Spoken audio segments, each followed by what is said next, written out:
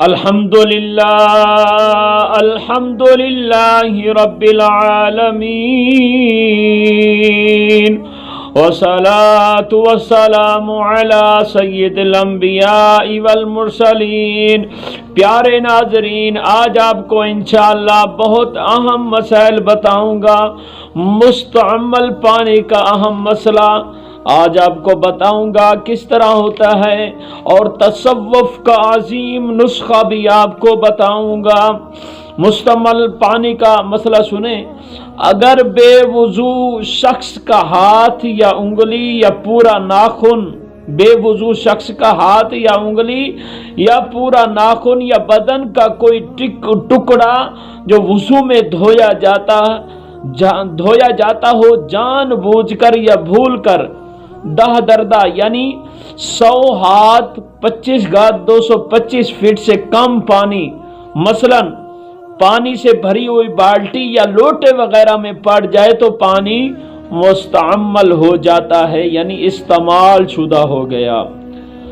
اور اب وضو اور غسل کے لائق نہ رہا۔ اسی طرح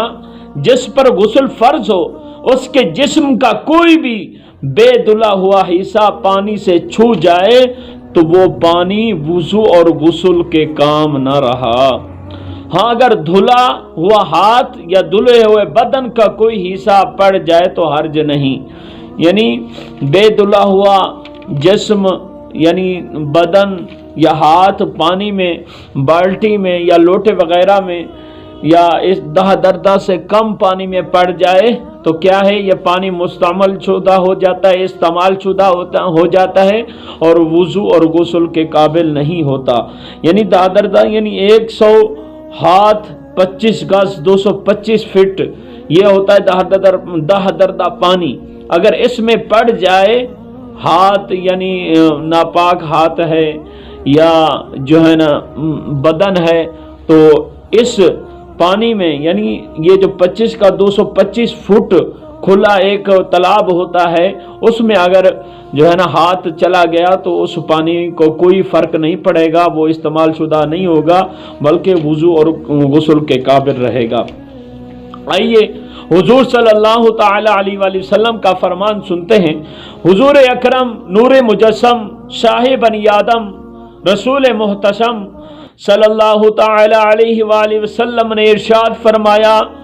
جب تم میں سے کوئی رات کو نماز کے لیے کھڑا ہو تو چاہیے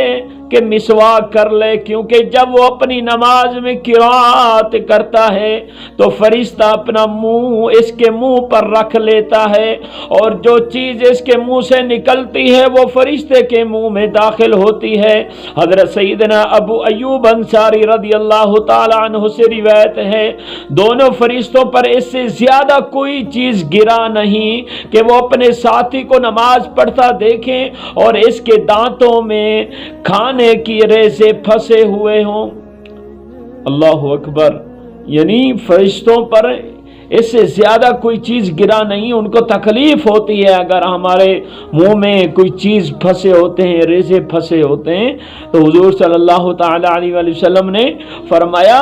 جب تم نماز کے لیے کھڑے ہو تو چاہیے کہ مسواک کر لے، کیونکہ وہ اپنے نماز میں قرات کرتا ہے تو فرشتے اپنا منہ اس کے منہ پر رکھتے ہیں۔ حجت الاسلام امام محمد غزالی رحمۃ اللہ علیہ فرماتے ہیں، وضو سے فراغت کے بعد جب آپ نماز کی طرف متوجہ ہو تو اس وقت یہ تصور کیجئے جن ظاہری اعضاء پر لوگوں کی نظر پڑتی ہے وہ تو ظاہر طاہر یعنی پاک ہو چکے ہیں، مگر دل کو پاک کیے بغیر بارگاہ الہی عز و جل میں مناجات کرنا حیا کے خلاف ہے، کیونکہ اللہ عز و جل دلوں کو بھی دیکھنے والا ہے۔ مزید فرماتے ہیں، ظاہری وضو کر لینے والے کو یہ بات یاد رکھنی چاہیے، دل کی طہارت یعنی صفائی توبہ کرنے اور گناہوں کو چھوڑنے اور عمدہ اخلاق اپنانے سے ہوتی ہے۔ جو شخص دل کو گناہوں کی آلودگیوں سے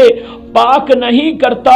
فقط ظاہری طہارت یعنی صفائی زیب و زینت پر اتفاق کرتا ہے، اس کی مثال اس شخص کی سی ہے جو بادشاہ کو مدعو کرتا ہے اور اپنے گھر بار کو باہر سے خوب چمکاتا ہے، رنگ و روگن کرتا ہے، مگر مکان کے اندرونی حصے کی صفائی پر کوئی توجہ نہیں دیتا۔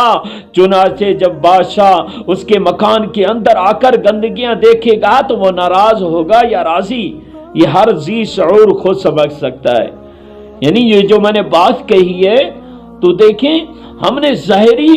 اپنے ظاہر کو تو ٹھیک کر لیا، اپنے ظاہر کو خوب چمکا لیا، رنگ و روگن کر لیا، مکان کے اندرونی حصے پر توجہ نہیں دی، یعنی اپنے دل پر، اپنے اندرونی حصے پر توجہ نہیں دی، اور بادشاہ کی مثال دیے، یعنی باہر ہمارا گھر خوب چمک رہا ہے، دمک رہا ہے، رنگ و روگن ہے، جب بادشاہ اندر آئے گا، گندگیاں دیکھے گا تو بادشاہ کیا ہوگا؟ ناراض ہوگا یا راضی؟ ناراض ہوگا نا۔ بادشاہ جب گندگیاں دیکھے گا، آلودگیاں دیکھے گا، ناراض ہوگا۔ تو یہی بات ہمیں بھی سمجھنی چاہیے۔ ہم نے اپنے باطن کو صاف کیا، ہم نے اپنے تمام گناہوں سے توبہ کی، نماز تو پڑھ رہے ہیں، وضو تو کر رہے ہیں، تو اپنے گناہوں سے توبہ کر کے اللہ پاک کی بارگاہ میں صاف اور شفاف دل لے کر اور اپنا باطن صاف کر کے حاضر ہوئے ہیں۔ جب اللہ تبارک و تعالی شہرک سے بھی زیادہ قریب ہے، تو دیکھیں تو اللہ تبارک و تعالی جب ہمارے دل پر، ہمارے اندرونی حصے پر اللہ تبارک و تعالی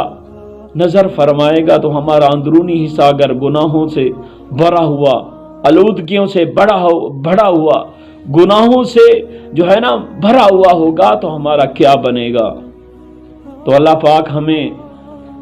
سچا پکا مسلمان بنائے، اللہ پاک ہمیں اپنے تمام گناہوں سے توبہ کرنے کی توفیق عطا فرمائے، اللہ پاک ہمیں ایمان پر خاتمہ عطا فرمائے،